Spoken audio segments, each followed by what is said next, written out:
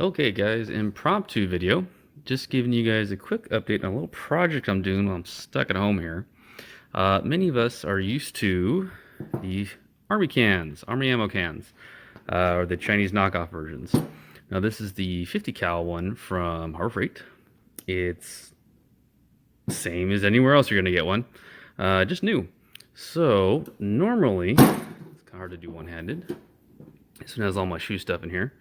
You have obviously metal box with paint and a rubber gasket.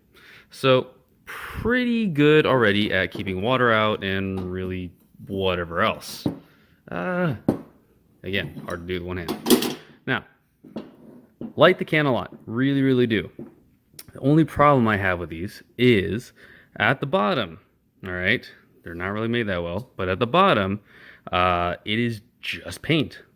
And that's fine, except when you're dragging it out of the truck box or truck bed, you're rubbing it on the ground, whatever the case, man. Just moving around, the bottoms get dinged up, and they get scratched up. And eventually you start getting some rust through. Now, that's not really a problem because they're so cheap. However, this is kind of a solution to something that doesn't need to be fixed, just for fun. What I've done is I take the bottom, tape it up, mask it, all right, and I roll it with the Harbor Freight truck bed liner.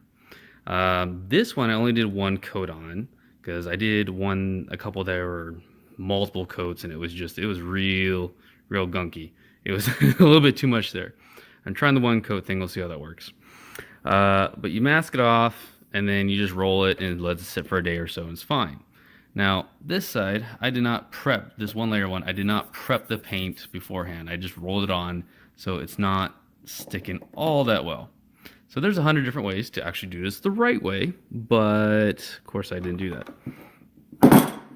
Now, another little thing I did, which I'm going to try to post pictures about, is I actually took the Harbor Freight anti-fatigue mats and I cut them up to fit the inside of the box. So you have the top, the sides, front, back, obviously, and the bottom. Now, what's the point of that? Really only personal preference. There's probably no real good reason to do this. I just store a lot of my ammo in these cans, and I usually don't even have them in bags. They're just kind of just free rattling around. And that's great because it's quick and easy when I want to go shoot. But I just cannot deal with that sound of it rattling and just being annoying, really. I always feel like it's scratching up the rounds too much, even though it's not in any possible way. So I just decided I'm going to put this foam. So I cut the foam up, and I put some little super glue behind it. And yeah, it sticks. It's fine. And really, when I have the ammo, I have another box, which I'll try to show you later, that is just free range. And you can shake it and you barely hear anything. It's actually really neat. So whether you do this or not, totally up to you. And whether you do this, totally up to you. I kind of recommend this, actually. It's nice. Obviously, it does make the inner dimensions a little bit smaller. So you kind of get a little over two 12 gauge 2 3/4 inch shells next to each other, side by side. That's kind of annoying when you're used to putting some other stuff in there. But again, if you're just going to dump everything in here, it's fine. And if you have something else that you might actually care a little bit more about, you can throw it in there. It's already padded. You know, yes, there's 100 boxes out there that are already padded, have even pluck foam and everything, and they're watertight and blah, blah, blah, blah. Yes, they're all great options. I'm sure they work for everybody. But this is just something I did. I'm liking it. If you're bored and you want to try something, hey, I recommend it. All right, I will talk to you guys later. Bye.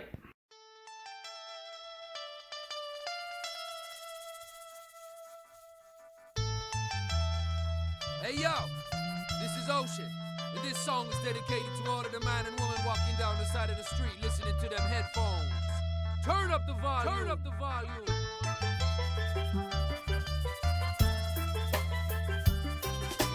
Lives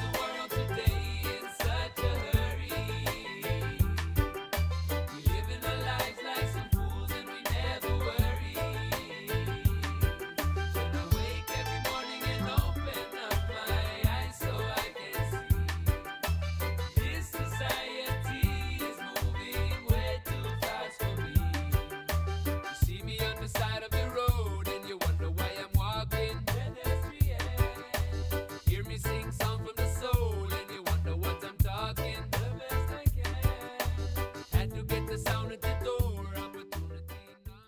All right, guys, I actually found this real quick. It's buried away in the garage, but I found it real quick for you guys.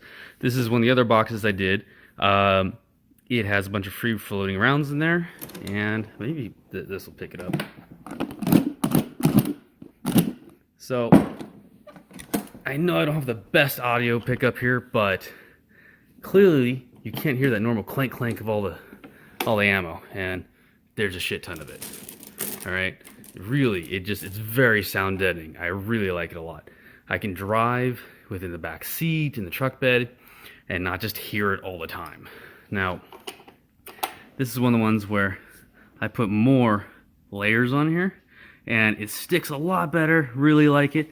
Only problem is sometimes it didn't dry right on the bottom layers, so it kind of sticks to the ground. It's not a problem. Obviously, we have muscles and we can just pull it. But if you're worried about setting on something that you probably shouldn't, like a nicer coffee table with a really soft finish on it, and it might take off the finish, yeah, don't do that. Also, as you'll see here, this is different than this. The reason is, before I tried this, I actually got these little stick mat deals from Harbor Freight as well. I just went on a whole shopping spree and was like, hey, let's get a project. And I cut these up to be treads on the bottom and fit the corners. And they're self-stick, and they just don't stick to anything. That's just garbage. Whatever glue backing they come with is just terrible. I even tried some super glue, cleaned it off. I did some liquid nails. Still sucked. It all stuck to this really well. Just didn't stick to this. Go figure. All right. So, yeah. That's that. Bye.